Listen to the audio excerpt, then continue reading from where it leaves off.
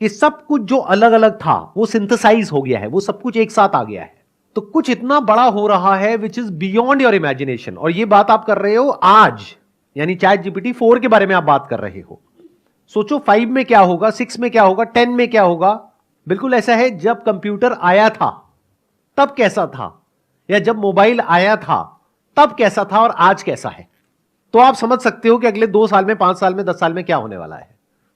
India में जो मैं ऑब्जर्व कर रहा हूं, जितने भी लोगों से बात कर रहा हूं, या तो वो इग्नोरेंट है, यानी उन्हें पता ही नहीं है कि ऐसा कुछ हो रहा है, या वो डिनायल मोड में है। आपके साथ में कुछ इंटरेस्टिंग डेटा शेयर करता हूं, उससे हो सकता है थोड़ा सा दिमाग खुलेगा और आप लोगों को समझ आएगा कि दुनिया आप किस डायरेक्शन में भाग रही है। चैट जीपीटी के बारे में किसी को पता है कि कितने इंप्लॉइज हैं उस कंपनी में? एनीबडी जिसको आइडिया हो? किसी को नहीं पता। उस कंपनी में आज से 1 साल पहले थे 200 इंप्लॉइज, आज है सिर्फ 400 इंप्लॉइज।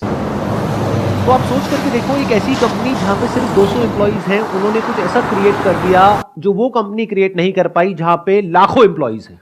तो इंप्लॉइज की जरूरत कहां है कुछ भी बड़ा क्रिएट करने के लिए।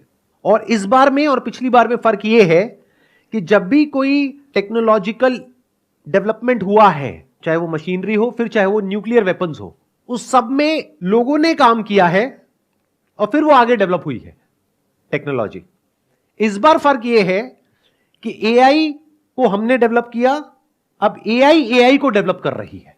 यह बात समझनी बहुत जरूरी है। आर्टिफिशियल इंटेलिजेंस है, वो इतनी इंटेलिजेंट होती चली जा रही है कि वो खुद सीख पा रही है, खुद समझ पा रही है, और उसमें से रोज नई नई कैपेबिलिटीज इमर्ज हो रही हैं। This is exponential growth, much faster than thought. जहां तक आप सोच नहीं सकते हो उतनी तेजी से ये ग्रो हो रही है। मशीन काम कर रही है, इसको मशीन लर्निंग बोलते हैं। मशीन को पहले हम ट्रेन करते हैं, फिर उस मशीन को जितना हम यूज करते हैं वो मशीन और ट्रेन होती चली जाती है।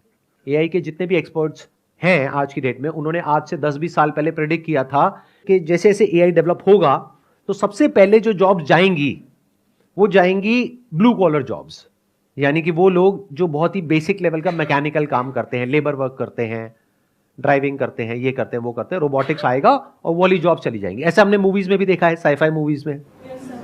फिर उसके बाद में जाएगी व्हाइट कॉलर जॉब्स, क्योंकि उसके लिए एक अलग लेवल की स्किल चाहिए। फॉर एग्जांपल जो ऑफिस में बैठ करके आप प्रोग्रामिंग कर रहे हो, कोडिंग कर रहे हो।